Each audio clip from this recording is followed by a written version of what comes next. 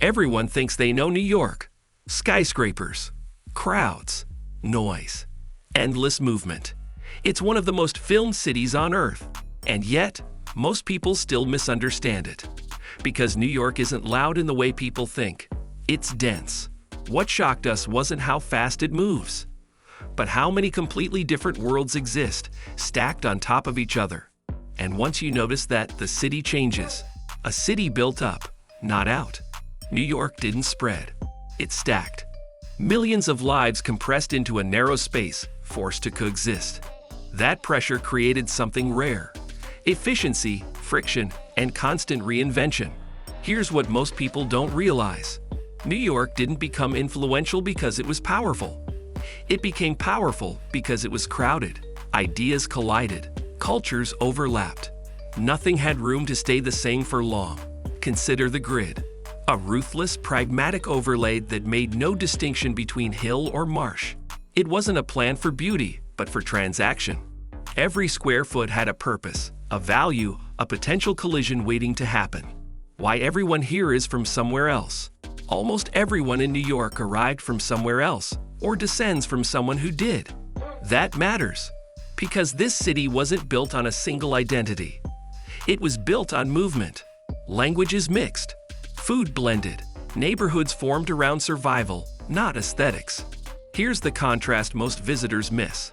New York isn't united by culture. It's united by ambition. And ambition doesn't need permission. Walk through Queens. You'll pass a Tibetan prayer flag, a Dominican barbershop, and a Bengali grocery within a single block. This isn't a tourism brochure.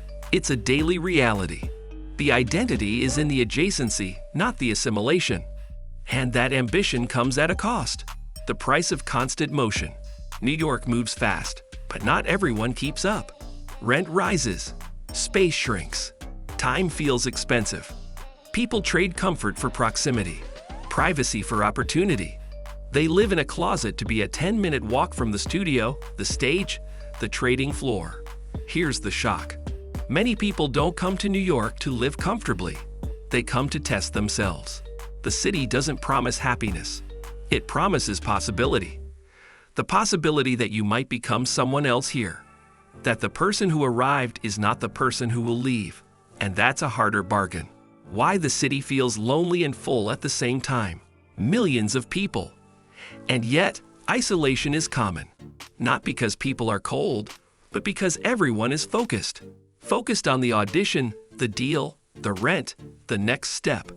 New York doesn't slow down to notice you. You have to claim your place. This creates a strange paradox. You can feel invisible and completely seen on the same street. Invisible in the crowd, seen by the bodega owner who remembers your coffee order.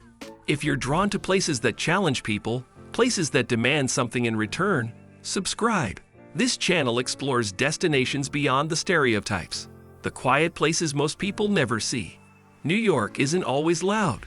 There are hidden gardens, empty early morning streets, libraries where time slows down, the whispering gallery under the arch in Washington Square, the hidden courtyard behind an unmarked gate in the West Village, the silence of the Morgan Library just steps from the chaos of Madison Avenue. Most tourists never find these places. Here's the contrast. The city rewards those who stop searching for spectacle and start observing patterns. The pattern of light on a fire escape, the rhythm of a specific deli's lunch rush, the way a certain subway platform clears out after 9:43 a.m. New York reveals itself gradually, not instantly. And then there's the part that surprises almost everyone. A city that constantly forgets itself. Buildings disappear. Neighborhoods change. Landmarks vanish. That dive bar is now a bank. That artist loft is a luxury condo. The record store is a phone repair shop. New York doesn't preserve itself the way other cities do. It replaces itself. What shocked us is this. New York isn't nostalgic. It doesn't protect the past, it recycles it. The energy remains, but the form mutates. The Punt Club becomes a boutique hotel, but the restless, defiant energy seeps into the new foundation. That makes the city feel temporary, urgent, alive. You learn to appreciate what's here now. It might be gone next year. Why people keep coming back. Many people leave New York, and many come back. Because no matter how exhausting it is, the city offers something rare: momentum. A current you can feel in the sidewalks, a charge in the air before dusk. It's the sense that while you slept, someone else was closing a deal, finishing a manuscript, plotting a revolution in a fourth-floor walk-up. That energy is contagious, and once it's in your system, quieter places can feel like they're moving in slow motion. Even failure here feels active. Even struggle feels like participation. To fail in New York is to have tried something, to have been in the arena. It carries a weight that quiet comfort elsewhere cannot balance. You didn't just dream. You presented, you pitched, you auditioned on a Tuesday night for a room of 3 tired people. The rejection stings, but it's a specific, honorable sting. The sting of proximity, not distance.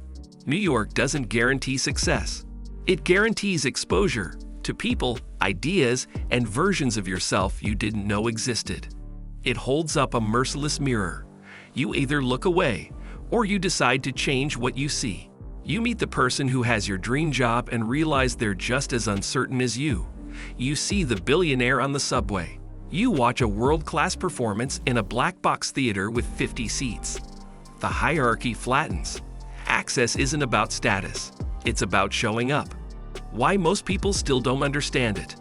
Most visitors see landmarks, timelines, highlights, but they don't feel the compression, the pressure, the constant negotiation for space and attention, the negotiation for a seat on the train, for a sliver of sidewalk, for 5 minutes of someone's overwhelming day.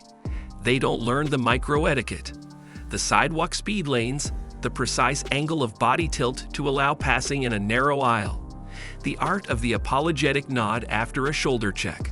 This isn't rudeness. It's the code of the hive. They experience the city as a series of destinations, not as the fluid, demanding organism it is. They ride the subway as a tourist event, not as a daily meditation in shared humanity and mild survival.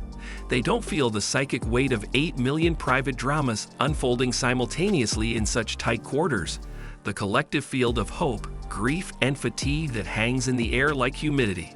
And that's the final shock. You can visit New York many times and still never experience what actually defines it, because this city isn't about places. It's about density of intent. The sheer concentration of human want, applied in every direction, every second. It's the pressure cooker of ambition itself. You're not just surrounded by people, you're surrounded by purpose. The barista is an actor. The cab driver is a novelist. The intern is a future mogul.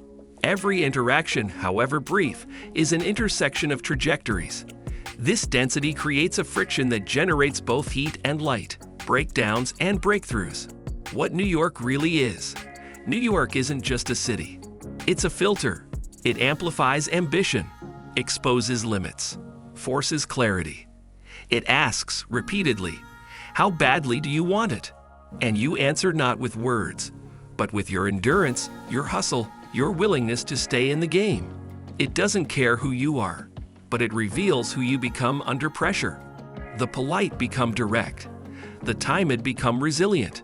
The dreamers become realists, or they leave. The city is indifferent to the outcome, but impeccable in the test. If this video made you pause, or rethink a place you thought you understood, subscribe, because the most famous places on Earth are often the most misunderstood. And there's always more beneath the surface.